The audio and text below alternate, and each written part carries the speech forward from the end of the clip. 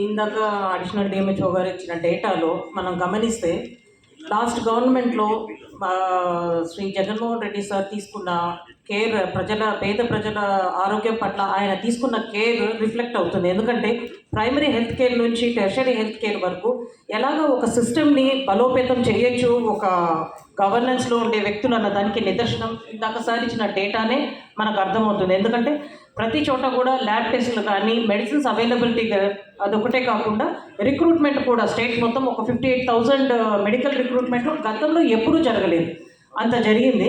అయితే ఈరోజు మాకు బద్వేల్ అండ్ పూర్వమిల్లో ఉన్న సిహెచ్సిస్లో పర్ డే యావరేజ్ అయితే చాలా షార్టేజ్ ఉంది డాక్టర్స్. నేను వెళ్ళినప్పుడు కూడా చూశాను. ఉన్న వాళ్ళలో మళ్ళీ 3-4 మెంబర్స్ ఇప్పుడు ఈ పెన్షన్స్ డిజేబిలిటీ రివిజన్ కోసం వెళ్ళిపోతున్నారు doctors. So it is very difficult. అంత ఓపీ ఉన్నప్పుడు ఒక 2-3 డాక్టర్స్ ఓపీ, అది కాకుండా నైట్ డ్యూటీ ఉన్న వాళ్ళు రారు. రిక్వెస్ట్ చేయడం ఏంటంటే అడిషనల్గా ఎవరినైనా డెప్యుటేషన్ అన్న ఈ 3 months పీరియడ్ ఎప్పుడైతే డాక్టర్స్ ఈ అడిషనల్ డ్యూటీస్కి డెప్యుటేషన్లో వెళ్తున్నారో కొంచెం వేరే డాక్టర్స్ని ఎంబీబీఎస్ డాక్టర్స్ని అన్నా ఈ ఓపీ టైం దానికోసమన్నా డెప్యూట్ చేయమని రిక్వెస్ట్ చేస్తున్నాను. ఇది ఒకటే కాకుండా డాక్టర్స్ రిక్రూట్మెంట్ అన్నది ఖచ్చితంగా ఒక నిరంతర ప్రక్రియలాగా జరగాల, పెరుగుతున్న పాపులేషన్ కొద్దీ.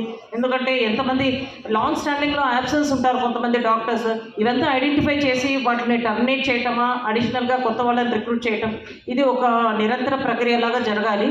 ఎందుకంటే మనము ఎక్కడ పోయినా కూడా లాస్ట్ గవర్నమెంట్లో అన్ని సిహెచ్సిస్ కానీ అర్బన్ హెల్త్ సెంటర్స్ పిహెచ్సిస్ ఇన్ని తీసుకొచ్చారు. మనకు స్టాఫ్ లేనప్పుడు వాట్ ఈస్ ద యూస్? మనం బెటర్ సర్వీసెస్ ఇవ్వలేం కాబట్టి ఇది కూడా దృష్టిలో పెట్టుకోవాలి. వన్ మోర్ థింగ్, మాకు బద్వేల్ కాన్స్టిట్యున్సీలో మేము చాలా dog bite and monkey bite cases చూస్తున్నాం మేడం. కొంచెము ఇది ఎందుకంటే ఇప్పటికి కూడా 100% ఫెటాలిటీతో ఉండేది రేబిసైడ్. Because all medical people they know still it is 100% mortality ఉంది. సో నేను రిక్వెస్ట్ చేయటం ఏంటంటే ఇది ఈ యానిమల్ స్టెరిలైజేషన్ కింద ఏమైనా మనం ఫండ్స్ కేటాయించి దీన్ని తిరిగి పునరుద్ధరిస్తే బాగుంటుంది. ఎందుకంటే చాలా డాగ్ బైట్ కేసెస్ ఇవి వస్తుంటాయి. ఎస్పెషల్లీ మా మున్సిపాలిటీలో అయితే మేము డే టు డే చాలా చూస్తుంటాం ఇవన్నీ. సో దయచేసి మాకు స్టాఫ్ని రిక్రూట్మెంట్ డాక్టర్స్ దీని మీద ఒకసారి మీరు ఎవరినైనా డెప్యుటేషన్ అన్నా వేయమని రిక్వెస్ట్ చేస్తున్నాను.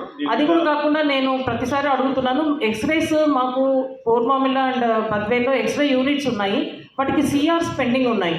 ఇది కొంచెం గవర్నమెంట్కి పంపించేస్తే అది యూజ్ చేసుకోవచ్చు. మనం అవి ఎక్విప్మెంట్ వేస్ట్ అయిపోతుంది. ఎందుకంటే పూర్వమిల్లో ఎస్పెషల్లీ ఎక్కువ ట్రామా కేసెస్ అవే వస్తూ ఉంటాయి.